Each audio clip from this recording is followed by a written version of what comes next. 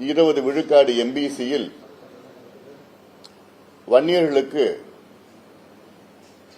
10.5 விழுக்காட்டிற்கு மேல் இடஒதுக்கீடு கிடைத்துக் கொண்டிருக்கிறது என்ற ஒரு செய்தி. அதில் தமிழக அரசு என்று செய்தி வரவில்லை. ஆனால் அந்த ஒரு வார்த்தை மட்டும் நீக்கிவிட்டு அந்த தரவுகளை அனைத்து ஊடகங்களுக்கும் அனுப்பியிருக்கின்றார்கள். தமிழக அரசு சார்ந்த ஒரு அதிகாரி அனுப்பி வைத்து இதை அவசியமாக போடுங்கள் என்று வற்புறுத்தியும் இருக்கின்றார்கள். இது உங்களுக்கு அறிந்த செய்தியை. இதை வைத்து சில ஊடகங்களில் பெரிய பெரிய செய்தியும் வெளியிட்டிருக்கின்றார்கள். ஊடக தர்மம், ஊடக நியாயம் என்னவென்றால், யாரை பற்றியாவது செய்தி போடுகிறீர்கள் என்றால் அவர்களையும் கேட்க வேண்டும். இது உண்மையா இல்லையா என்று கேட்க வேண்டும். ஆனால் அப்படி கேட்காமல் அவர்கள் அரசு கொடுத்த செய்தியை மட்டும் போட்டு, அதிலும் ஒரு ஊடகம் Vanniyar enjoys 10.5 reservation, more than 10 enjoys. என்ன வார்த்தைன்னு எனக்கு ஒன்றும் புரியல. Cops, from cops to deputy collectors, Vanniyars enjoys. அந்த உண்மையை உங்ககிட்ட சொல்றதுக்கு தான் இன்னைக்கு நான் வந்திருக்கிறேன். நான் இது ஏதோ ஒரு ஜாதி பிரச்சனை கிடையாது. இது சமூக நீதி பிரச்சனை, social justice problem, purely social justice problem. நான் பல முறை உங்ககிட்ட சொல்லிட்டு இருக்கிறேன். தமிழ்நாட்டில் 2 பெரிய சமுதாயங்கள், ஒன்று பட்டியலின சமுதாயம், அடுத்தது வன்னியர் சமுதாயம். இந்த 2 சமுதாயங்களும் சேர்ந்து கிட்டத்தட்ட 40 விழுக்காடு மக்கள் தொகையில் இடம்பெறுகிறார்கள். அதே வேளையில் இந்த 2 பெரிய சமுதாயங்களும் அடிமட்டத்தில் இருக்கின்றார்கள், பாதாளத்தில் இருக்கின்றார்கள், கூலி தொழிலாளர்களாக இருக்காங்க, குடிசையில் வாழ்ந்து கொண்டிருக்கின்றார்கள். The lowest strata of society இன்னைக்கு தமிழ்நாட்டில் இந்த 2 பெரிய சமுதாயங்கள். இந்த 2 பெரிய சமுதாயங்கள் முன்னேறினால்தான் தமிழ்நாடு முன்னேறும். இது simple formula, social justice formula. அதையெல்லாம் விட்டுவிட்டு, இந்த 2 சமுதாயங்களை முன்னேற்றுவதை விட்டுவிட்டு பொய்யான தரவுகளை வேண்டுமென்றே தமிழக அரசு சமீபத்தில் எடுத்திருக்கின்றார்கள். இப்போ அதுல முதல்ல நீங்க புரிஞ்சுக்க வேண்டியது என்னன்னா, இன்னைக்கு எம்பிசியில 115 சமுதாயங்கள் இருக்கிறது. எம்பிசி கொடுத்த நேரத்தில் 1989 எம்பிசியில 107 சமுதாயங்கள் தான் இருந்தது. அதன் பிறகு சில சமுதாயங்கள்லாம் 8 சமுதாயங்களை சேர்த்து இன்னைக்கு 115 சமுதாயங்கள் இன்னைக்கு எம்பிசியில. அந்த 115 சமுதாயங்களில் 114 சமுதாயங்கள் 6.7 விழுக்காடு மக்கள் தொகையில் இருக்கின்றார்கள். ஒரு சமுதாயம், வன்னியர் சமுதாயம் 14.1 விழுக்காடு மக்கள் தொகையில், தமிழ்நாட்டு மக்கள் தொகையில். மீண்டும் நான் சொல்றேன், 115 சமுதாயங்களில் 114 சமுதாயம் டிஎன்சி உட்பட 6.7 விழுக்காடு தமிழ்நாட்டின் மக்கள் தொகையில். ஒரு சமுதாயம், வன்னியர் சமுதாயம் 14.1 விழுக்காடு இருக்கிறது. இது அம்பாசங்கர் ஸ்டாட்டிஸ்டிக்ஸ் டேட்டா. அவர் டோர் டு டோர் எனுமரேஷன் பண்ணியிருக்கிறார் 81 நாள்ல. இதுதான் உண்மையான டேட்டா. இப்போ இதை வைத்து நீங்க இடஒதுக்கீடு நீங்க அணுகுங்க, பாருங்க யார் யாருக்கு என்னென்ன கிடைச்சிருக்குன்னு. நாங்க பல முறை அரசிடம் கேட்டோம், டேட்டா கொடுங்க, புள்ளி விவரங்கள் கொடுங்க. எம்பிசி என்பது 35 ஆண்டு காலமாக நடைமுறையில் இருக்கிறது. 89 இருந்து இந்த 35 ஆண்டு காலத்தில் எம்பிசியில் உள்ள சமுதாயங்கள் எந்தெந்த சமுதாயம் எவ்வளவு இடம் கிடைச்சிருக்கு, கல்வியில எவ்வளவு கிடைச்சிருக்கு, வேலை வாய்ப்புல எவ்வளவு கிடைச்சிருக்குன்னு நாங்க தொடர்ந்து டேட்டா கேட்டுட்டு வரோம். ஆனா இதுவரைக்கும் ஒரு முறை கூட அரசு எங்ககிட்ட டேட்டா இல்ல, எங்ககிட்ட கொடுக்க முடியாது. நாங்க நீதிமன்றம் போனோம், ஒரு நீதிபதி குடுன்னு சொன்னார். அடுத்த முறை வரப்போ இன்னொரு நீதிபதி இதுல கொடுத்தா குழப்பம் வரும், தமிழக அரசு சொன்னாங்க குழப்பம் வரும், சமுதாயத்துக்குள்ள பிரச்சனை வரும்னு சொல்லி அது கொடுக்காம விட்டாங்க. ஆனா இப்போ அரசு ஆர்டிஐன்னு சொல்லி இவங்களே கொடுத்திருக்கிறாங்க. ஆர்டிஐல போட்டா ஒரு மாதத்துல கொடுக்கணும். ஆனா இப்ப போட்ட ஆர்டிஐ 11 மாதத்துக்கு முன்பு போட்ட ஆர்டிஐ ஏதோ 4 நாளுக்கு முன்பு கொடுத்து வேணுமே கொடுத்து அதுல ஒன்லி செலக்டிவ் டேட்டா மட்டும் கொடுத்திருக்கிறாங்க. முழு டேட்டா வச்சிருக்கிறாங்க, கொடுக்கல. செலக்டிவ் டேட்டா கொடுத்து அந்த செலக்டிவ் டேட்டா வச்சுக்கிட்டு அது மட்டும் கொடுத்து ஏதோ வன்னியர்களுக்கு 11 விழுக்காடு 12 13 விழுக்காடு கிடைக்கிறது போன்ற ஒரு தோற்றத்தை தமிழக அரசு உருவாக்கி கொண்டிருக்கின்றார். இது அவங்களோட அரசியல் காரணத்துக்காக பண்ணிட்டு இருக்கிறாங்க. இது மிகப்பெரிய ஒரு மோசடியா நான் பார்க்கிறேன். நான் சமூக நீதிக்கு எதிரான மிகப்பெரிய ஒரு வன்மமா நான் பார்க்கிறேன். சமூக நீதிக்கு மிகப்பெரிய வன்மமான செயல் முதலமைச்சர் ஸ்டாலின் அவர்கள் தலைமையிலே தமிழக அரசு ஈடுபட்டுக் கொண்டிருக்கிறது. It's a blatant accusation to the Chief Minister of Tamil Nadu, who is going against social justice for cheap political gains. சரி, let me come back to the data. இப்ப கொடுக்கிற டேட்டா, நாங்க கேட்ட data group 1, group 2, group 3, group 4 கொடுங்க. இதுவரைக்கும் தமிழக அரசு group 1 data, group 2 data கொடுத்ததே கிடையாது. அவங்க சொல்ற டேட்டா குரூப் 4.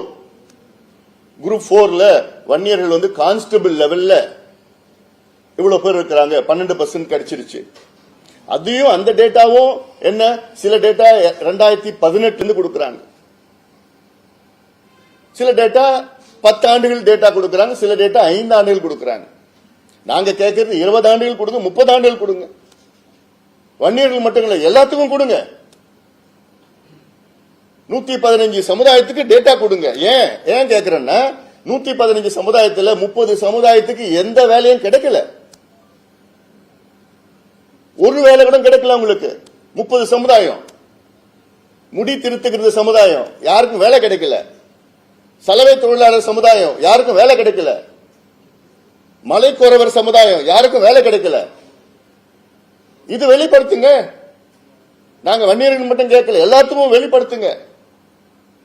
ஏன்னா எம்பிசில ஒரு குறிப்பிட்ட சமுதாயங்கள் மட்டும்தான் எல்லாத்தையும் தட்டிட்டு போறாங்க. முக்கியமான வேலைகள் குரூப் 1, குரூப் 2. அதுக்கு நான் ஒரு உதாரணம் நான் சொல்றேன். இன்னைக்கு உதாரணம் எதுக்கு சொல்றேன், இன்னைக்கு வன்னியர்கள் இவங்க சொல்றாங்கல்ல 10%, 11%, 20, 13% வன்னியர்கள் வேலையெல்லாம் தட்டிட்டு போறாங்க என்ஜாய்ஸா.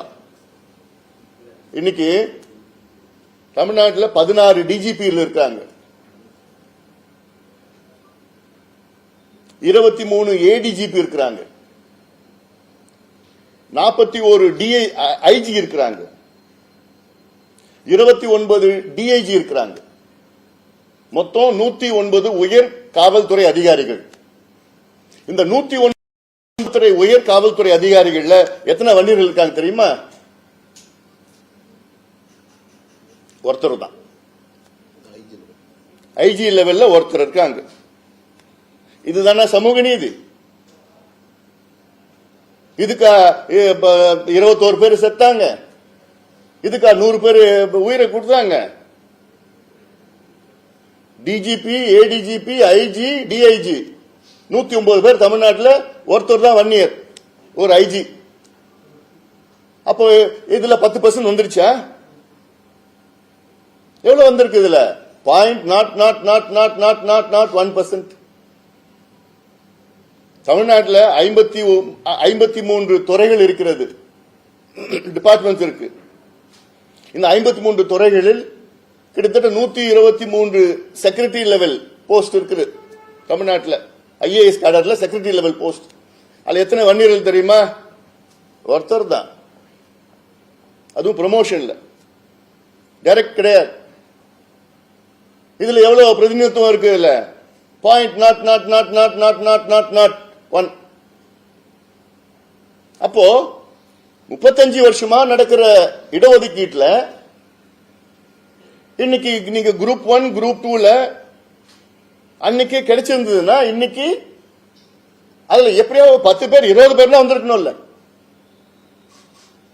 இன்னைக்கு ஒருத்தர் தான் இருக்கிறாரு, அதுவும் ப்ரமோஷன்ல வந்திருக்கிறாரு. அப்ப என்ன சமூக நீதி? என்ன நீங்க தமிழக அரசு நீங்க என்ன கணக்கு எடுக்கிறீங்க? என்ன பண்றீங்க? எல்லாத்துக்கும் தானே பிரதிநிதித்துவம் வேணும்.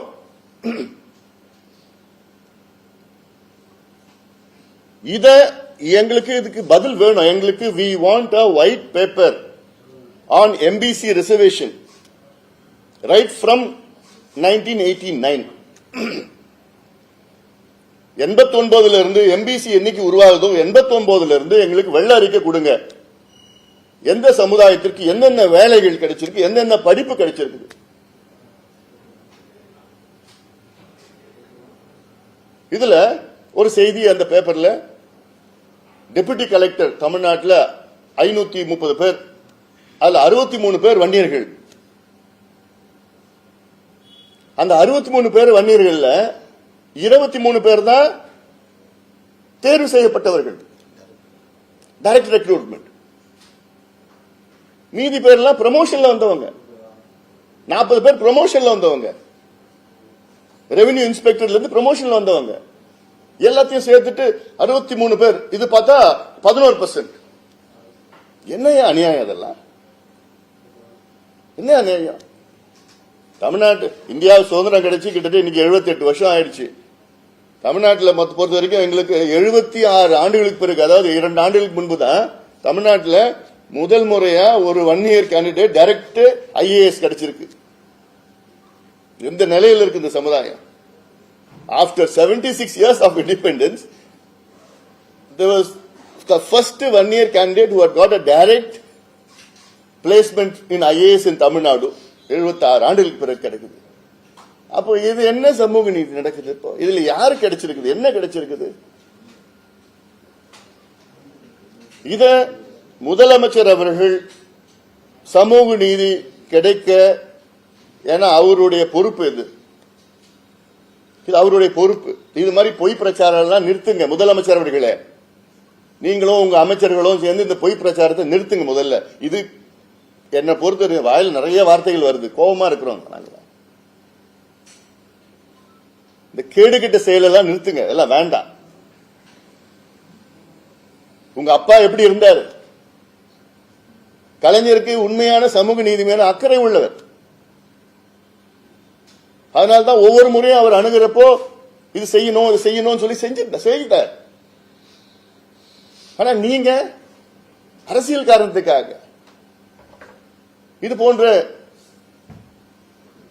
மலிவான அரசியல், அதாவது சீப் பாலிடிக்ஸ், பொய் செய்தியை சொல்லிட்டு ஏன் உதவ் என்ன உங்க பேப்பர்ல என்ன எங்க கிட்ட கேட்க முடியாதா? ஹிந்து பேப்பர்ல நாங்க ஹிந்து பேப்பர் எவ்வளவு மதிக்கிறோம். நாங்க அது ஒரு டேப்லர் காலம் வேற போட்டு வச்சிருக்கீங்க. Ramakrishnan is one of the most senior respected journalist.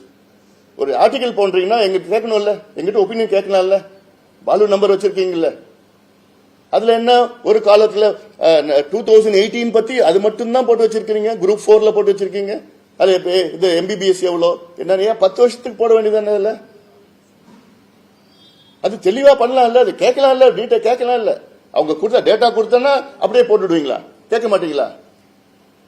ஏன் குரூப் 1 கேளுங்களா, எவ்வளவு கிடைச்சிருக்கு கேளுங்க. I will definitely speak. ஏன்னா வேற பேப்பர்ல விட பரவாயில்ல, இந்து பேப்பர்ல போய் இப்படி ஒரு சும்மா போய் ஒரு பொய் செய்றீங்க. And this is not a community issue, it's not a caste issue, it's a social justice issue. One of the most backward community is, it's நான் சொல்றேன்ல, போஸ்ட்ல டாப் போஸ்ட்ல ஒண்ணுமே கிடையாது. இன்னைக்கு கிடைச்சிருந்ததுன்னா யாராவது 109 பெரிய டாப் போலீஸ் ஆபீசர்ல ஒருத்தர் இருப்பாங்களா? This is the reality. இப்போ இது தமிழ்நாடு சிவில் சர்வீஸ் குரூப் 1, இது எங்களுக்கு கிடைச்சு நாங்க எப்படியோ எடுத்திருக்கிறோம், இந்த டேட்டா எடுத்திருக்கிறோம். குரூப் 1ல 2013ல டோட்டல் போஸ்ட் 79 போஸ்ட். அதுல MBCக்கு 16, அதுல MBC Vக்கு 7. அது 1 இயர் MBC Vனா 7 சொல்லிடுறேன் போட்டோ. மற்றபடி DNC அதர் MBC எல்லாம் பாத்தீங்கன்னா 9. மொத்தம் எவ்வளவு வந்திருக்குன்னா 8.8 வந்திருக்கு குரூப் 1ல. இது 2013ல இருந்து 2015, 2019, 2020, 2024 இந்த வருஷமும் இப்போ கொஞ்ச நாளுக்கு முன்பு முதலமைச்சர் ஸ்டாலின் அவர்கள் 95 பேருக்கு அந்த இதை கொடுத்தார், அப்பாயின்மெண்ட் ஆர்டர் கொடுத்தார். குரூப் 1க்கு அப்பாயின்மெண்ட் ஆர்டர் கொடுத்தார். 2020 இந்த வருஷம் அதுல 19 பேரு தான் எம்பிசி. 95 அப்பாயின்மெண்ட்ஸ்ல 19 வந்து எம்பிசி. அதுல 1 இயர் எவ்வளவுனா 5 பேர் தான். டிஎன்சினா 6 பேர், அதர் எம்பிசினா 8 பேர். அப்ப மொத்தமா அதுல 1 இயருடைய பிரதிநிதித்துவம் எவ்வளவுனா only 5.2%. மத்தவங்களுக்கு எம்பிசில மத்தவங்களுக்கு வந்து 14.8%. அப்போ இதுல நான் ஒரு எக்ஸாம்பிள் சொல்றேன். இன்னைக்கு 14% இருக்கிற ஒரு கம்யூனிட்டிக்கு வெறும் 5% தான் கிடைக்குது எம்பிசில. 6.7% உள்ள மற்ற கம்யூனிட்டிஸ்க்கு 15% கிடைக்குது. மோர் தென் double R 2.5 times their strength. அப்ப இதுதான் சமூக நீதி, இதுதான் சோஷியல் ஜஸ்டிஸா? இது ஒரு அரசாங்கம், ஒரு முதலமைச்சர் இது சரிப்படுத்தணும், இது ஸ்டடி பண்ணி சரிப்படுத்தணும்.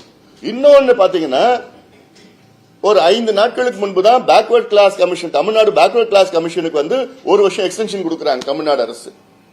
என்ன சொல்லி கொடுக்கறாங்கன்னா, டேட்டா எடுக்கிறதுக்கு. இவங்களுக்கு கிட்டத்தட்ட 1.5 வருஷத்துக்கு முன்பு அப்பாயிண்ட் பண்ணாங்க. அப்ப 3 மாசம் டைம் கொடுத்தாங்க. அப்புறம் இன்னொரு 3 மாசம், அப்புறம் 6 மாசம், அப்புறம் இன்னொரு 6 மாசம். இப்போ 1 வருஷம். எதுக்குன்னா டேட்டா இல்ல. இது எக்ஸ்டென்ஷன் கொடுத்துட்டு 2 நாளுக்கு அப்புறம் டேட்டா வெளியில கொடுக்கறாங்க, மீடியா கொடுக்கறாங்க டேட்டா. அப்ப இதுல யார் பைத்தியக்காரங்கன்னு தெரியல எனக்கு. டிஎன்பிஎஸ்சி பைத்தியக்காரங்களா, இது பேக்வர்ட் கிளாஸ் கமிஷன் பைத்தியக்காரங்களா, இல்ல மக்கள் பைத்தியக்காரங்களா?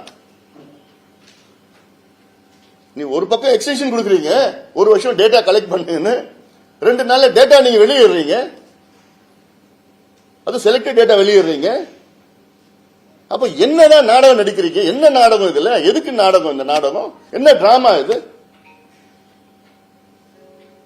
திமுகவுக்கும் சமூக நீதிக்கும் எள்ளளவும் சம்பந்தமே கிடையாது. நான் பலமுறை சொல்லியிருக்கிறேன். நான் இன்னொரு எக்ஸாம்பிள் நான் சொல்றேன். அதுக்கு இது திமுகவுடைய அவங்களுடைய கட்சியினுடைய இன்டர்னல் இஷ்யூ. அது நான் இப்பயே சொல்றேன். It is their internal problem of the team DMK, whatever I am saying இருக்கு. இதுல எல்லா சமுதாயத்துக்கும் அமைச்சர் பதவி கொடுக்கணும். அதுல நியாயம் நிச்சயமா எல்லா சமுதாயம் கிடைக்கணும். நான் யாருமே வந்து இழிவா நான் பேசல, யாரும் வந்து அதிகமா நான் பேசல. நான் but I want to expose the DMK's social justice blank talk. உதாரணம், இப்போ நடந்து முடிய சட்டமன்ற தேர்தல் திமுகவுக்கு வந்து 131 சட்டமன்ற உறுப்பினர்கள் வெற்றி பெற்றார்கள். அந்த 131 பேர்ல சமுதாயத்தில், அதாவது ஒரு சமுதாயம் அதிகமான எண்ணிக்கையில் வெற்றி பெற்றது வந்து வன்னியர் சமுதாயம். 23 சட்டமன்ற உறுப்பினர்கள். அவர்களுக்கு வெறும் 3 அமைச்சர்கள் தான் கொடுத்திருக்கிறாங்க. 2வது அதிகமா வெற்றி பெற்ற சமுதாயம் பாத்தீங்கன்னா பட்டியலின சமுதாயம், தாழ்த்தப்பட்ட சமுதாயம். 21 இடத்துல வெற்றி பெற்றிருக்கிறார்கள். அவங்களுக்கும் வெறும் 3 அமைச்சர்கள் தான் கொடுத்திருக்கிறாங்க. அடுத்தது முக்குளத்தோர் சமுதாயம், தேவர் சமுதாயம். அவர்கள் வந்து 12 சட்டமன்ற உறுப்பினர் வெற்றி பெற்றிருக்கிறார்கள். அவர்களுக்கு 5 அமைச்சர்கள். நான் யாருக்கும் கொடுக்க வேணாம், நான் யாரும் சொல்லல. நான் அடுத்தது வெள்ளாள கவுண்டர் சமுதாயம், 9 சட்டமன்ற உறுப்பினர் வெற்றி பெற்றார்கள். அவர்களுக்கு 3 அமைச்சர்கள். அடுத்தது நாடார் சமுதாயம், 7 சட்டமன்ற உறுப்பினர்கள் வெற்றி பெற்றார்கள். அவர்களுக்கு 3 உறுப்பினர்கள். அடுத்தது நாயுடு சமுதாயம், 15 சட்டமன்ற உறுப்பினர்கள் வெற்றி பெற்றார்கள். அவர்களுக்கு 3 அமைச்சர்கள். அடுத்தது முதலியார் சமுதாயம், 10 உறுப்பினர்கள் வெற்றி பெற்றார்கள். அவர்களுக்கு 2 உறுப்பினர்கள். அடுத்தது இசைவேளாளர் சமுதாயம், 2 உறுப்பினர்கள், 2 அமைச்சர்கள். அது யாருன்னு உங்களுக்கு தெரியும். அடுத்தது 3 ரெட்டியார் சமுதாயம் உறுப்பினர்கள், அதற்கு 2 அமைச்சர்கள். அதுக்கப்புறம் மற்றதெல்லாம் பாத்தீங்கன்னா ஒன்னு தான் வந்திருக்குது. இன்னும் எல்லாத்துக்கும் கொடுக்கணும். முத்தரையர்களுக்கு பார்த்தா 4 பேர் ஜெயிச்சிருக்காங்க, நான் 1 தான் கொடுத்திருக்காங்க. இஸ்லாமியர்களுக்கு இந்த 3 வெற்றி பெற்றிருக்காங்க, 1 கொடுத்திருக்காங்க. இப்படி மீனவர்கள் சமுதாயம் வந்து 2 வெற்றி பெற்றிருக்காங்க, 1 கொடுத்திருக்காங்க. இப்படி எல்லாம் இருக்கு. நான் இன்னும் கூடுதலா கொடுக்கணும், தப்பு கிடையாது, எல்லாம் நான் யாரும் சொல்லல. ஆனா ரெண்டு பெரிய சமுதாயம், தாழ்த்தப்பட்ட சமுதாயமும் சரி வன்னிய சமுதாயமும் சரி திமுகவுக்கு அதிக சட்டமன்ற உறுப்பினர்கள் பெற்றுக் கொடுத்திருக்கிறார்கள். இது ரெண்டுத்தையும் சேர்த்து பாத்தீங்கன்னா 23, 21, 44 உறுப்பினர்கள். திமுக 131 உறுப்பினர்களில் 44 உறுப்பினர்கள் தாழ்த்தப்பட்ட சமுதாயமும் வன்னிய சமுதாயத்தை சார்ந்தவர்கள். ஆனா இவங்களுக்கு கிடைச்சது எவ்வளவு அமைச்சர் பதவினா வெறும் 6% எடுத்துங்க. 34 6ன்னா எவ்வளவு? கிட்டத்தட்ட ஒரு 17.5%, அதிகமா 18% வச்சுக்கலாம். ஆனா இந்த ரெண்டு சமுதாயம் திமுகவுக்கு கொடுத்த சட்டமன்ற உறுப்பினர்கள் எவ்வளவு பர்சன்டேஜ் பாத்தீங்கன்னா it is coming to nearly about ஒரு 40% வருது, 35, 36% வருது. அப்போ இதுதான் திமுகவின் சமூக நீதியா? அதுவும் பட்டியலின சமுதாயத்தில் அங்க இருக்கின்ற அமைச்சர்களோட நிலையை பாருங்க. திமுக 34 அமைச்சர்கள், அதுல புரோட்டோகால் படி பார்த்தா முதலமைச்சர் முதல் புரோட்டோகால், இரண்டாவது புரோட்டோகால் துரைமுருகன் கிடைச்சிருக்கு. ஆனா கடைசியில புரோட்டோகால் 34வது அமைச்சருடைய புரோட்டோகால் யாருன்னா கயல்விழி செல்வராஜ். அவர் தேவேந்திர குல சமுதாயத்தை சார்ந்தவர். 34வது இடத்துல இருக்கிற புரோட்டோகால் கடைசி புரோட்டோகால். 33வது இடத்துல புரோட்டோகால் நம்ம ஃபாரஸ்ட் மினிஸ்டர் மதிவேந்தன். அவர் பாத்தீங்கன்னா 33வது இடத்துல, அவர் அருந்ததி சமுதாயத்தை சார்ந்தவர். அதுக்கப்புறம் பார்த்தா 31வது இடத்துல, 32 தெரியல யாருன்னு தெரியல, 31வது இடத்துல யாருன்னா கணேசன், அவர் ஆதி திராவிட சமுதாயத்தை சார்ந்தவர். அப்போ இதுதான் திமுக பட்டியலின மக்களுக்கு கொடுக்கின்ற மரியாதையா? இதுதான் அவங்க பேசுற சமூக நீதியா? ஏன் பட்டியலின மக்களுக்கு வேற நல்ல உயர்ந்த பொறுப்பு கிடைக்காதா? உயர்ந்த புரோட்டோகால் கிடைக்காதா? நல்ல துறை கிடைக்காதா? PWD கொடுக்க மாட்டீங்களா? எலக்ட்ரிசிட்டி கொடுக்க மாட்டீங்களா? கல்வி கொடுக்க மாட்டீங்களா? அவங்களுக்கு திறமை கிடையாதா? அப்போ இதுதான் நீங்க பேச சமூக நீதியா? உங்க சமூக நீதி குப்பையில போடுங்க. திமுகவுக்கும் சமூக நீதிக்கு சம்பந்தம் கிடையாது. பேசுறது ஒண்ணு, செய்யறது ஒண்ணு. வெத்து பேச்சு பேசிட்டு இருக்காங்க. இது நிச்சயமாக வரும் காலத்தில் மிகப்பெரிய அளவில் மக்கள் போய் பேச போறோம். இதெல்லாம் இவ்வளவு இருக்கு. நாங்க கேட்கறது என்ன கேட்கிறோம்? வேலையை கூடியா, படிப்பு கூடியா? அதுக்கு தானே இவ்வளவு போராடிட்டு இருக்கிறோம். இதுதானே சமூக நீதி. அதை கொடுக்க முடியல, கொடுக்கறது துப்பு கிடையாது. அதனால இவ்வளவு வந்துட்டாங்க, இவ்வளவு பண்ணிட்டாங்க, இவ்வளவு எடுத்துட்டு போயிட்டாங்க, இவ்வளவு போயிட்டாங்க, பொய் பிரச்சாரம் பண்ணிட்டு இருக்கீங்க. டேட்டா வெளியிடுங்க. ஒரு வெள்ள அறிக்கை உங்களுக்கு உண்மையிலே சமூக நீதி மீது அக்கறை இருந்தால், முதலமைச்சர் ஸ்டாலின் அவர்களுக்கு உண்மையிலே சமூக நீதி மீது அக்கறை இருந்தால், கடந்த 35 ஆண்டு காலத்தில் எம்பிசியில் உள்ள எத்தனை சமுதாயங்களுக்கு என்னென்ன வேலை, என்னென்ன படிப்பு கிடைச்சிருக்குன்னு ஒரு வெள்ளை அறிக்கை இன்னும் ஒரு மாதத்தில் எடுத்து கொடுங்க. இல்ல இனி சமூக நீதி பத்தி நீங்க பேசாதீங்க. பேச தகுதி கிடையாது உங்களுக்குலாம். ஏன்னா கலைஞருக்கு அவ்வளவு இருந்து, அப்படிப்பட்ட கலைஞரை இன்னைக்கு மெரினா கடற்கரையில் அடக்கம் பண்ண வச்சதே நாங்க தான். நாங்க இல்லைன்னா இன்னைக்கு அவரு மெரினா கடற்கரை அடக்கம். சரி, I don't want to get I don't digress in subject. அதனால இந்த டேட்டா வெளியில கொண்டு வரணும். உண்மையான டேட்டா வெளியில கொண்டு வாங்க. இத நிச்சயமாக முதலமைச்சர் அவர்கள் செய்யணும். சட்டமன்றத்துக்குள்ள தவறான தகவல்களை தொடர்ந்து அமைச்சர்கள் கொடுத்துட்டு வராங்க. இதெல்லாம் நிறுத்திக் கொள்ளுங்கள். நாங்க கேட்கறது நியாயமான பிரதிநிதித்துவம் கேட்கிறோம், அவ்வளவுதான். நியாயமா கொடுங்க. அநியாயமா அவ்வளவு வேண்டாம். நியாயமானது கொடுங்க.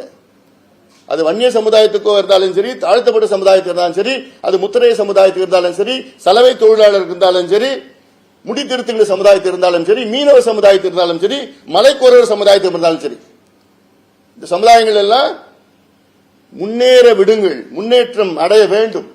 அதுதான் எங்களுடைய நீதி, உண்மையான அதுதான் சமூக நீதி. அதான் எங்களுடைய கோரிக்கையா நாங்க வச்சிருக்கிறோம். அதுக்காக தான் இந்த ஊடக சந்திப்பு.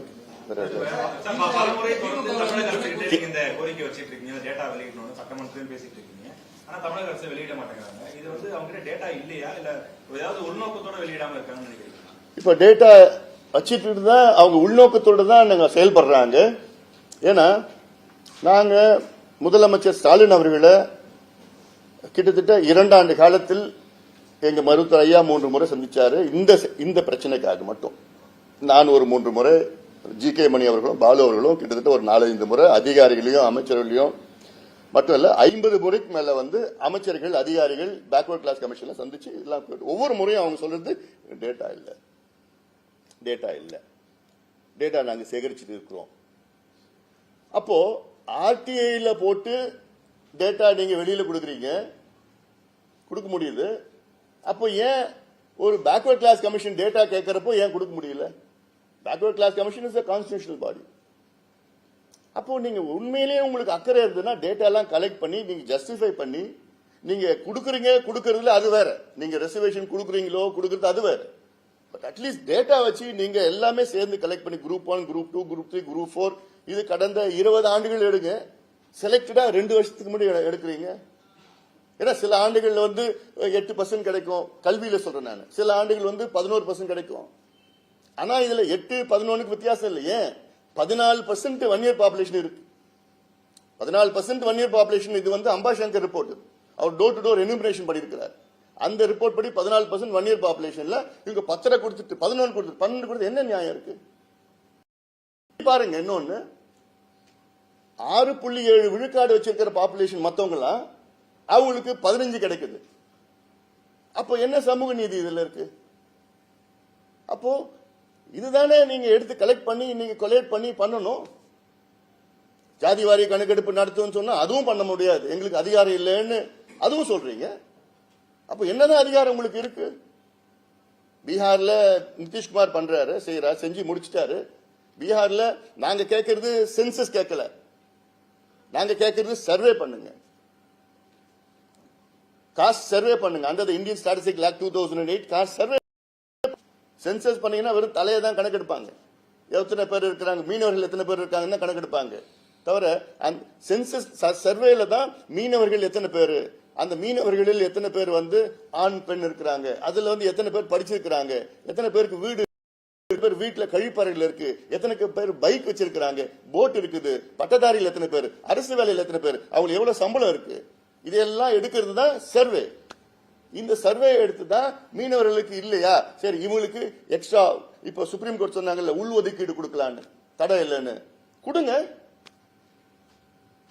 சலவை தொழிலாளர்களுக்கு உள் ஒதுக்கீடு கொடுங்க, மலைக்குறவர்களுக்கு உள் ஒதுக்கீடு கொடுங்க, முடி திருத்துகின்ற சமுதாயத்துக்கு உள் ஒதுக்கீடு கொடுங்க. யாரும் வேண்டாம்னு சொல்லலையே, கொடுங்க. யார் யாருக்கு முதல்ல தெரியணுமே. அது எடுக்கிறதுக்கே இவங்களுக்கு தயக்கம் பயம் வந்துடுச்சு இவங்களுக்கு. அப்ப சமூக நீதி பத்தி என்ன பேசுறது, என்ன தகுதி இருக்கு உங்களுக்கு பேசுறதுக்கு? நிதிஷ்குமார் இருக்கிறாரு, அதை எந்த கோர்ட்டும் தடை பண்ணலையே, இப்ப யாரும் தடை பண்ணலையே. அந்த இடஒதுக்கீடு அதை ஜஸ்டிஃபை பண்ண முடியலன்னு சொல்லி தான் தடை பண்ணிருக்கிறாங்க. பீகார் ஹைகோர்ட்டும் தடை பண்ணல, சுப்ரீம் கோர்ட்டும் தடை பண்ணல, கணக்கெடுப்பை தடை பண்ணல யாரும். அந்த கணக்கெடுப்பு என்னால் எடுக்க முடியாதுன்னு சொல்ற ஒரு முதலமைச்சர் இங்க ஆந்திராவில் எடுக்கிறாங்க, கர்நாடகாவில் எடுக்கிறாங்க, எடுத்து முடிச்சுட்டாங்க, தெலுங்கானாவில் எடுக்கிறாங்க, ஒரிசால எடுக்கிறாங்க, ஜார்க்கண்ட்ல எடுக்கிறாங்க. ஆனா தமிழ்நாடு முதலமைச்சர் ஐயோ எனக்குலாம் அதிகாரம் கிடையாது. இந்தியன் ஸ்டாட்டிஸ்டிக்ஸ் ஆக்ட் 2008 படி பஞ்சாயத்து தலைவருக்கு அதிகாரம் இருக்கு சர்வே எடுக்கிறதுக்கு. அந்த சர்வே தான் நாங்க கேட்கிறோம். சர்வே பீகார் நினைச்சு பாருங்க, மிக மிக மிக பின்தங்கிய மாநிலம். 3 மாசத்துல எடுத்துட்டாங்க. அப்படிப்பட்ட பீகார்ல நிதி ஒதுக்கீடு செஞ்சு தமிழ்நாடு 1 மாசத்துல நிதி இருக்கு, எல்லாம் இருக்கு. ஆனா மனசு கிடையாது. இவங்க மனசு எல்லாம் கரும் மனசு, சமூக நீதிக்கும் சம்பந்தம் இல்லாத மனசு இவங்களுக்கு எல்லாம். சமூக நீதி பேசுறது உங்களுக்கு திமுகவுக்கோ முதலமைச்சர் ஸ்டாலின் அவர்களுக்கோ அவர் அமைச்சர்களுக்கோ சமூக நீதிக்கும் சம்பந்தம் கிடையாது. மீண்டும் மீண்டும் சொல்றேன் நான். ஆனா இது மக்கள் இது அவங்க டிஎம்கே இது இந்த வரும் தேர்தலில் பார்ப்பாங்க, நல்லா பார்ப்பாங்க.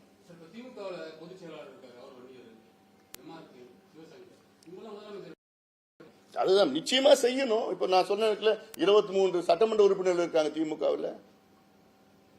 6 பேர் 7 பேர் இருக்காங்க. நாடாளுமன்ற உறுப்பினர் 6 பேர் இருக்காங்கன்னு நினைக்கிறேன். அதுல அமைச்சர்கள் 3 பேர் எல்லாம் போங்க, போய் கேளுங்க, முதலமைச்சர் போய் கேளுங்க, ஏன் இதுல வஞ்சிக்கிறீங்கன்னு கேளுங்க. 109 உயர் காவல்துறை அதிகாரிகள் ஒருத்தர் தான் வன்னியர்னா, நீங்க 35 வருஷத்துக்கு முன்னாடி நீங்க குரூப் 1ல நீங்க கொடுத்திருந்தீங்கன்னா நேரம் 10 பேர் இருந்திருப்பாங்கல்ல, 5 பேர் இருந்திருப்பாங்கல்ல. இப்போ இந்த இடஒதுக்கீடு தொடர்பான விஷயம் அதிகாரிகளோட அழுத்தம் சொல்றீங்க, எந்த அதிகாரி மேல உங்களுக்கு ஒரு சந்தேகம் பார்த்து இருக்கு? இல்ல, இது வந்து it's collective decision by the government. இது வந்து ஏதோ தனிப்பட்ட அதிகாரி சர்க்குலேட் பண்ணது, அது வந்து பிஆர்ஓ இருக்கலாம், அவ்வளவுதான். அவர் தான் எல்லாம் உங்களுக்கு ஃபோன் பண்ணி சொல்லியிருக்கிறார், போடுங்க போடுங்க சொல்லியிருக்கிறார். It's tactics by the government, அவ்வளவுதான். ஒட்டுமொத்த இதுதான் பொறுப்பு இருக்கு. முதலமைச்சர்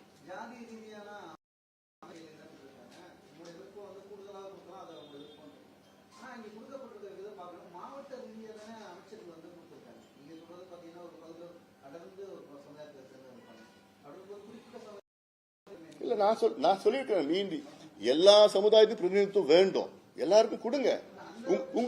உங்களுக்கு யார் அதிகமா கொடுத்து, உங்களை யார் வெற்றி பெற வச்சிருக்காங்க? 2 சமுதாயங்கள் தான், தாழ்த்தப்பட்ட சமுதாயம் உங்களை வெற்றி பெற வச்சிருக்காங்க.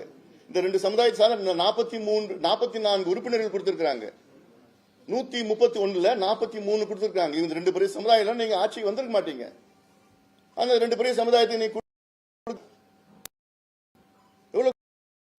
குறைந்தது 12 கொடுத்துக்கணும்.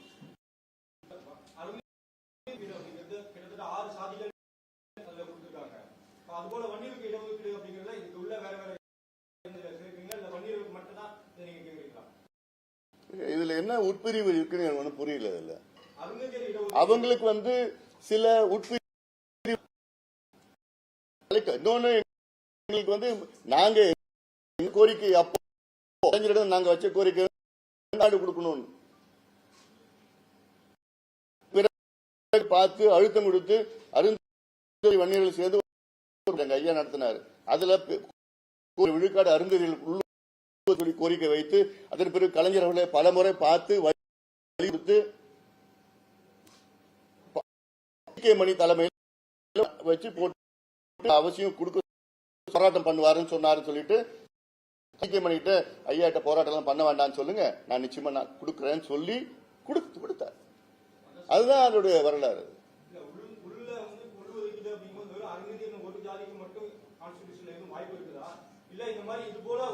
ஏன்னா இப்ப சுப்ரீம் கோர்ட் உங்களுக்கு தெளிவா சொல்லிட்டாங்க.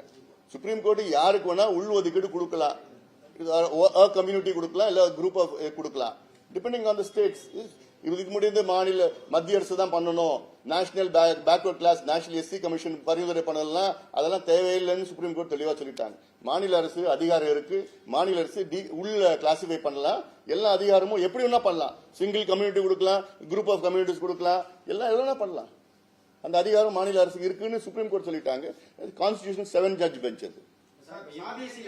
உள்ஒதுக்கீடு கொடுக்கிறத டிஎன்சி சமூகங்கள் வந்து பெரிய அளவுல எதிர்க்கிறாங்க. தேனி மாவட்டம், மதுரை மாவட்டத்தில் அப்பவே போராட்டங்கள் நடந்துச்சு. எம்பிசிடி இது நான் மாத்தி கேட்கிறேன் இப்போ. ரைட், நல்ல கேள்வி கேட்டீங்க. இப்போ இவங்க சொல்றாங்கல்ல டேட்டா, வன்னியர்கள் வந்து 10% 11% கிடைச்சிருக்குன்னு ஒரு பக்கம் சொல்றாங்க, டேட்டா சொல்றாங்க. அப்புறம் ஏன் எதிர்க்கிறாங்க? ஏன் எதிர்க்கிறாங்க? அப்போ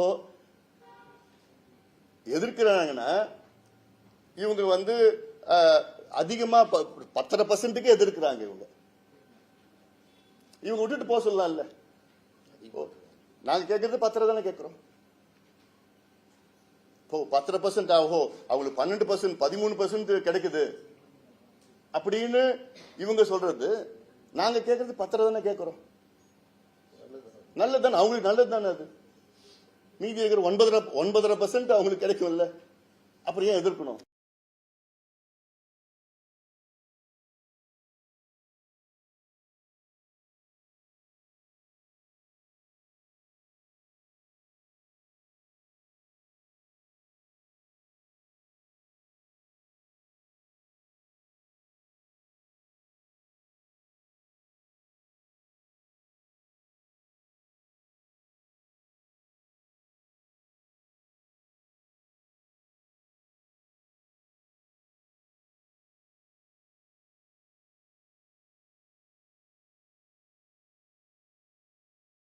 4 வச்சுக்கீங்களேன்.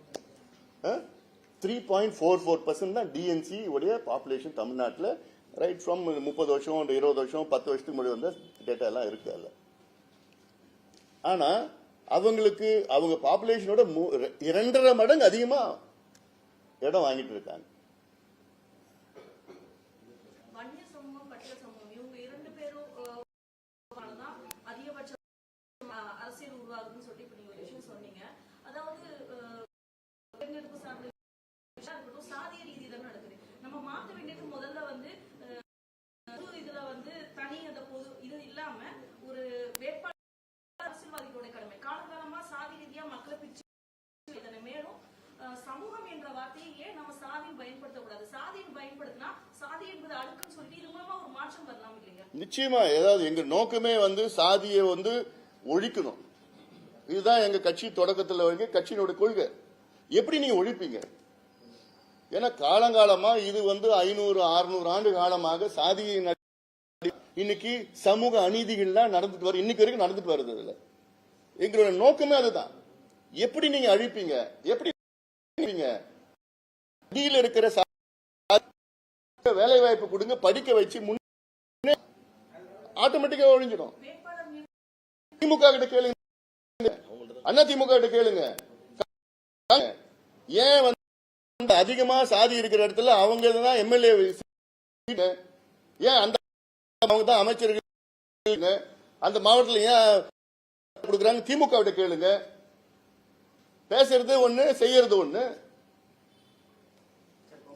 தரவுகள்லாம் சொன்னீங்க. அதுல வந்து டிஎன்சி சமூகங்கள் 3.44 இருக்கு. ஆனா எண்ணிக்கையில வந்து கூடுதல் சொன்னீங்க. 2 மடங்கு அதிகமா அவங்களுக்கு கிடைக்குது. நீங்க ஒரு பட்டியல் வெளியில முத்தரையர் மலைக்குறவர் மாதிரி அவங்களும் டிஎன்சில தான் இருக்காங்க. ஆனா டிஎன்சி சமூகம் இல்ல. அதுல என்னன்னா நடந்ததுதான். இப்போ நாங்க தணிக்கையாளர் ரிப்போர்ட் அது வந்து ஒண்ணு பண்ணலாம் சேர்த்துட்டாங்க கூட 7 டிஎன்சி பிளஸ் இவங்க எல்லாம் சேர்த்திருக்காங்க. நீங்க மீனவர்கள் டிஎன்சில சேர்க்க முடியும் வரணும்னு சொல்லிட்டு அது ஒரு உள்ள ஏகப்பட்டு நடந்திருக்குது. அதுல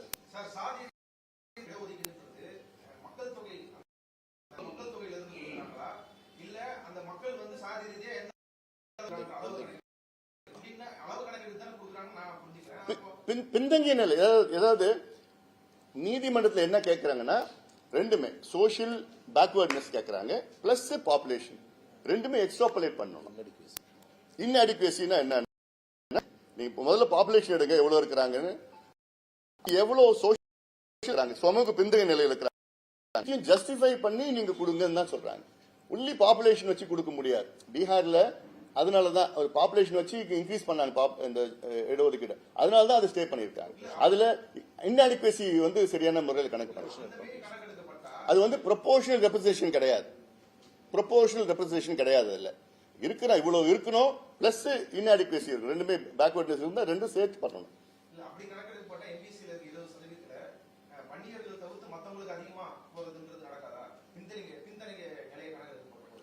இப்போ நீங்க யாரு கொடுங்க, டெஃபினட்டா கிடைக்கணும். நான் சொன்னேன் 30 சமுதாயம் கிடைக்கலையே,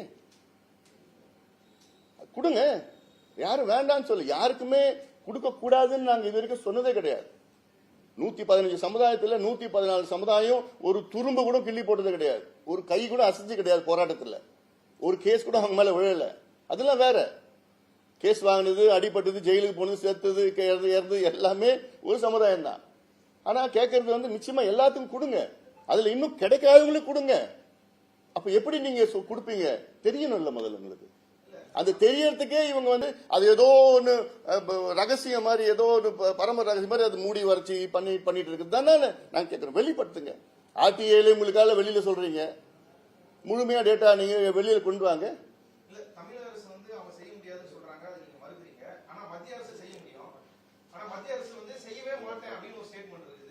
என்ன செய்ய முடியாதுன்னு நாங்க கேட்கறது சர்வே கேட்கறோங்க. அதை தெளிவா நீங்க புரிஞ்சுக்குங்க. நாங்க கேட்கறது இந்தியன் ஸ்டாட்டிஸ்டிக்கல் ஆக்ட் 2008 படி சர்வே எடுங்க. பீகார்ல எடுத்த மாதிரி சர்வே எடுங்க. கர்நாடகா, ஆந்திரா, தெலுங்கானா படி பாத்தீங்கன்னா 2026 நடக்கலாம், தள்ளியும் போலாம். டீலிமிட்டேஷன் முடி சென்சஸ் எடுக்கணும்னு தள்ளியும் போலாம். அதெல்லாம் அது நிச்சயம் கிடையாது. இல்ல ஆனாலும் இது சர்வே எடுத்து நீங்க இவ்வளோ நான் எக்ஸ்பிளைன் பண்ணிட்டு இருக்கல. நான் சென்சஸுக்கும் சர்வேக்கும் நீங்க முதல்ல புரிஞ்சுக்குங்க. சென்சஸ்ல வந்து ஒன்லி தலை கணக்கு தான் வரும். இந்தியா ஃபுல்லா எடுக்கணுங்க. அது ஒரு காலம் என்ன ஓபிசியா, ஓபிசில என்ன ஜாதி, அவ்வளவுதான் வரும், காலம் வரும். சர்வேல தான் அதுல இந்த கம்யூனிட்டியா, ஓபிசியில இங்க தமிழ்நாடு எம்பிசியா, எம்பிசியில என்ன கம்யூனிட்டி, மீனவர் கம்யூனிட்டியா, மீனவர் கம்யூனிட்டியில எங்க எந்த ஏரியா, அதுல வந்து என்ன வீடு, எவ்வளவு பெரிய வீடு இருக்கு, குடிசையில் இருக்கிறீங்களா, அல்ல வீட்டுல டாய்லெட் இருக்குதா, தண்ணி பைப் தண்ணியா, இல்ல கிணறா, போரா, அவங்க எத்தனை பட்டதாரிகள் இருக்கிறாங்க, அவங்க வீட்டுல பைக் வச்சிருக்காங்களா, கார் வச்சிருக்காங்களா, அவங்க அரசு வேலையில இருக்கிறாங்களா, இது எல்லாமே வந்து ஸ்டேட் தான் எடுக்க முடியும். சென்ட்ரல்ல எடுக்கிறது வாய்ப்பே கிடையாது. இந்த டீடைல் சென்ட்ரல் எடுக்க முடியாது. அதுல ஸ்டேட் தான் எடுக்க முடியும். அதுல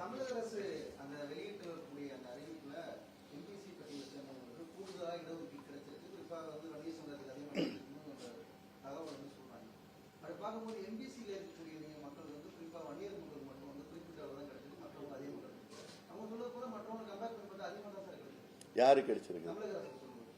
அதான் போய்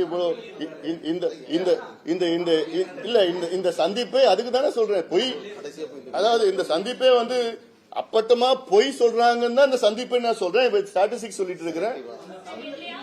இல்ல அல்ல ஒரு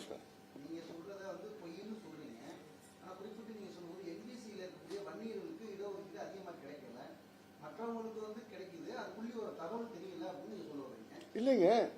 அதாவது இதுல எப்படின்னா செலக்டிவா குரூப் 4 கான்ஸ்டபிள் எடுத்திருக்காங்க. கான்ஸ்டபிள்ல சில வருஷத்துல 10% கிடைச்சிருக்குது, 10% கிடைச்சிருக்குது. டிஎஸ்பி எத்தனை சொல்லல, கிளர்க் சொல்றாங்க, டெபுட்டி கலெக்டர் எத்தனை சொல்ல மாட்டாங்க,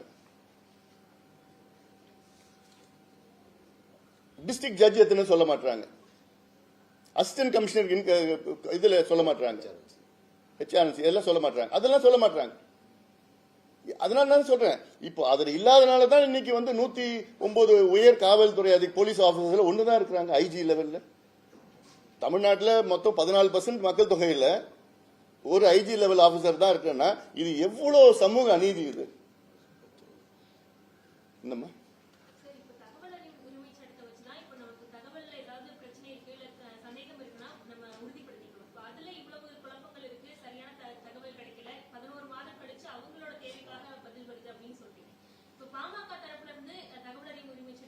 பண்ணிருக்கோம், நாங்க பண்ணிருக்கோம், இன்னும் கொடுக்கல, நிறைய ரிஜெக்ட் பண்ணிருக்கோம். ஏன் அவங்க சொல்றது தானே.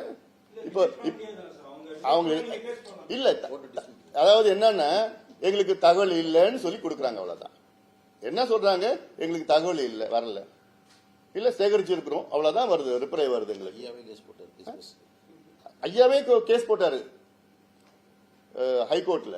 அது வந்து இல்ல டிஸ்மிஸ் பண்ணிட்டாங்க கேஸ். ஏன் என்னன்னு சொல்லிட்டு தமிழ்நாடு அரசு என்ன பண்ணாங்கன்னா, அந்த தகவல்லாம் வெளியில வந்துச்சுன்னா சமுதாயங்களுக்குள்ள பிரச்சனை வரும்.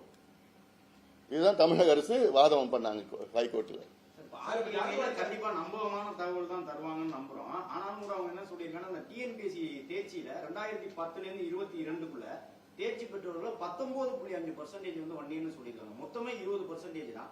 10 வருஷத்துல தேர்வானதுல 19.5 வன்னியர்ங்கிறது பெரிய முரண்பாடா இருக்கு. அதான் சொல்றேன், இதுதான் நீங்க இந்த கேள்வி அவங்க கிட்ட கேட்கணும். நீங்க அது யார் கொடுத்தான்னு நீங்க தான் சொல்லணும். உங்களுக்கு யார் கொடுத்தா உதவு தான் சொல்லணும்.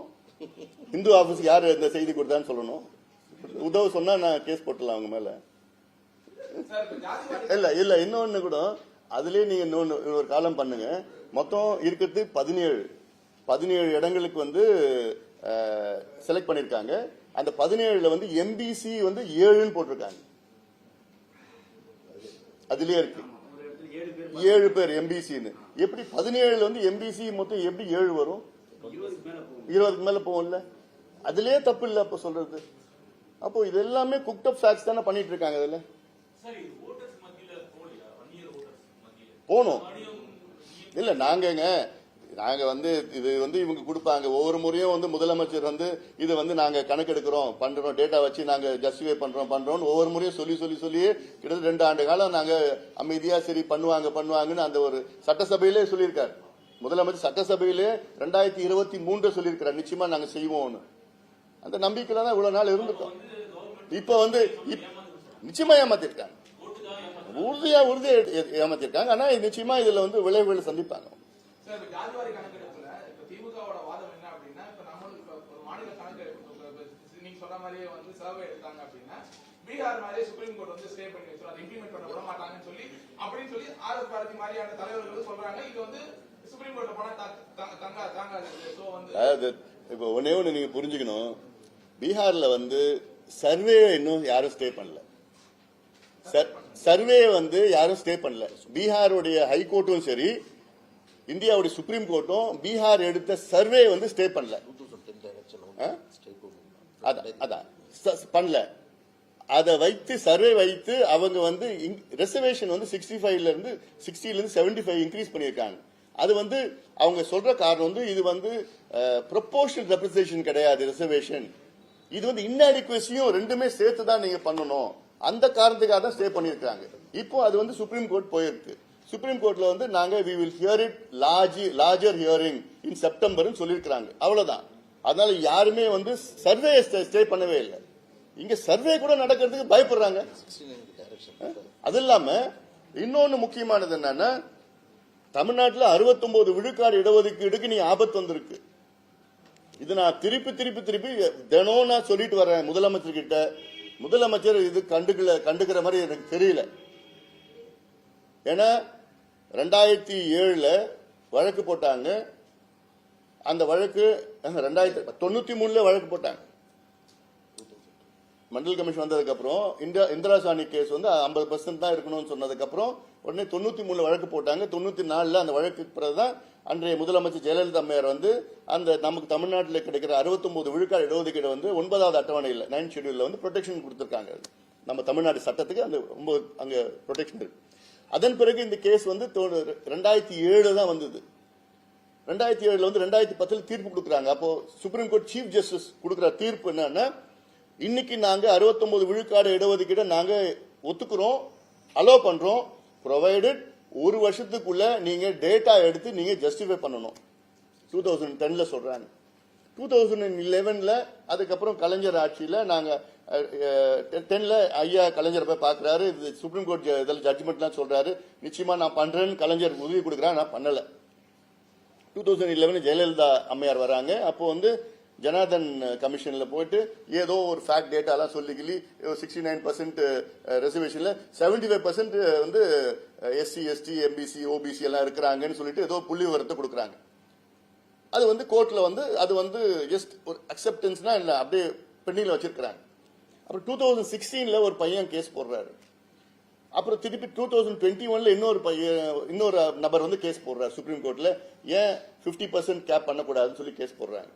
இந்த கேஸ் வந்து அப்போ மராத்தா ஜட்ஜ்மெண்ட் ரிசர்வேஷன் இஷ்யூ ஓடிட்டு இருக்கிறதுனால சுப்ரீம் கோர்ட்ல என்ன சொன்னாங்க, மராத்தா ஜட்ஜ்மெண்ட் பிறகு நாங்க இதை எடுப்போம் எடுத்து சொல்ல. அப்புறம் ஏடிஎம்கே கவர்மெண்ட்ல ஜஸ்டிஸ் குலசேகரன் கமிஷனை போடுறாங்க. ஏன்னா 69% ரிசர்வேஷனை பாதுகாக்க அந்த டேர்ம்ஸ் ஆஃப் ரெஃபரன்ஸே இருக்கு. 69% ரிசர்வேஷன் பாதுகாக்க ஜஸ்டிஸ் குலசேகரன் கமிஷனை போடுறாங்க. அவங்களுக்கு 6 மாசம் டைம் கொடுக்கறாங்க. அதுக்கப்புறம் பார்த்தா திமுக வந்ததுக்கு அப்புறம் அந்த கமிஷனே நீக்கிறாங்க. அப்போ உண்மையிலே திமுகவுக்கு வந்து சமூக நீதி மேல அக்கறை இருந்ததுன்னா அந்த குலசேகரன் கமிஷன் எதுக்குன்னா 69% ரிசர்வேஷன் பாதுகாக்க டேட்டா எடுக்கணும் அவரு. ஆனா அதையும் கமிஷன் எடுத்துடுறாங்க. இப்போ அந்த கேஸ் சுப்ரீம் கோர்ட்ல இருக்கு. என்னைக்குன்னா வரும். வந்ததுன்னா ஜட்ஜி கேட்கிற முதல் கேள்வி டேட்டா இருக்கா, டேட்டா இல்லைன்னா 69% ரிசர்வேஷன் முடிஞ்சிச்சு, அவ்வளவுதான். இதை நான் திருப்பி சொல்லிட்டு இருக்கிறேன். இதுக்கு நீங்க சென்சஸ் டேட்டா எல்லாம் தேவையில்லை, ஏதோ ஒரு டேட்டா கொடுங்க. இந்தியன் ஸ்டாட்டிஸ்டிக்கல் ஆக்ட் 2008 டேட்டா வச்சா நிச்சயமா ஏத்துப்பாங்க. அதுவும் டேட்டா தான். டேட்டாஸ் அவங்க தான் டேட்டா கொடுக்கணும், இவங்க எடுக்க முடியாதுலாம் கிடையாது. பீகார்ல எடுத்த டேட்டா மாதிரி இந்தியன் ஸ்டாட்டிஸ்டிக்கல் ஆக்ட் 2008 டேட்டா எடுத்து சுப்ரீம் கோர்ட்ல போய் டேட்டா இவ்வளவு இருக்கு, 69% மேல எஸ்சி எஸ்டி பிசி எம்பிசி இருக்கிறாங்கன்னு ஜஸ்டிஃபை பண்ணணும். அதுக்கு டேட்டா எடுக்கணும். இல்ல நிச்சயமா மிகப்பெரிய பிரச்சனை வரும். இந்த ரிசர்வேஷன் 69 போயிடும். இவருடைய முதலமைச்சர் ஸ்டாலின் அவர்களுடைய சுயநலத்துக்காக வந்து இன்னைக்கு தமிழ்நாட்டில் உள்ள 69 விழுக்காடு இடஒதுக்கீடு ஆபத்து வந்திருக்கிறது.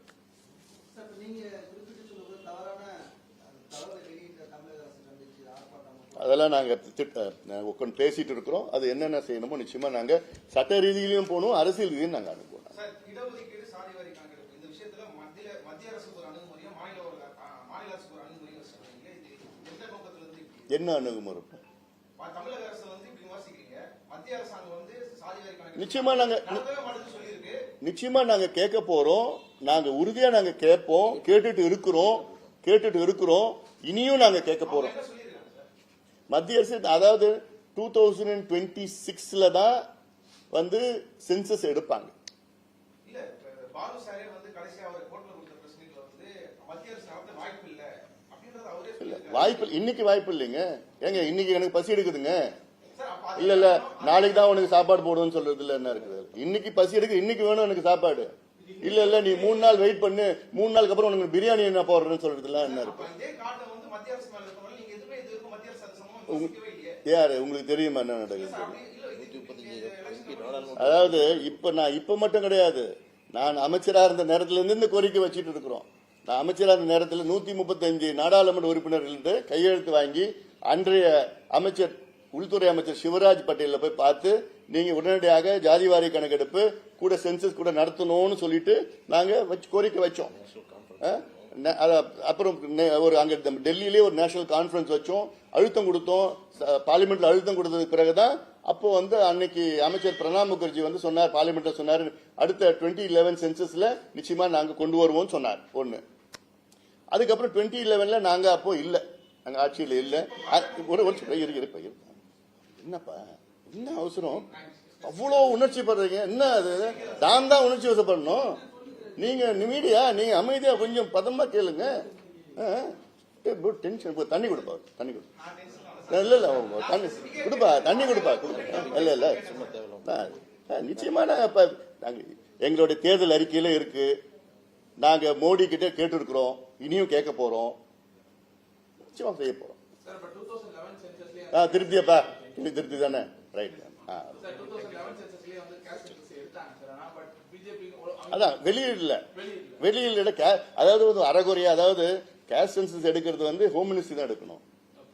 அப்ப என்ன பண்றாங்க, சோசியல் வெல்ஃபேர் மினிஸ்ட்ரி கிட்ட அவங்க கிட்ட வந்து டெக்னாலஜியும் கிடையாது, ஆளும் கிடையாது, ஒன்றும் கிடையாது. ஏதோ ஒன்று பேருக்குன்னு எடுத்து வச்சுட்டாங்க. 2003 வச்சுட்டாங்க. அதெல்லாம் இன்னும் அதை வரையான பிரச்சனை, நிறைய குழப்பங்கள்லாம் இருக்குது. அதுல இருக்காது. அது உண்மையா இருக்கு போறது இல்லை. அது வேண்டாம். நம்ம தான் அது என்ன பொறுத்த வரைக்கும் அது நிறைய குழப்பங்கள் தான் வரும், கன்ஃபியூஷன் தான் வரும். இப்ப இன்னும் ஒரு 2 வருஷத்துல எடுக்க போறாங்க. நன்றி.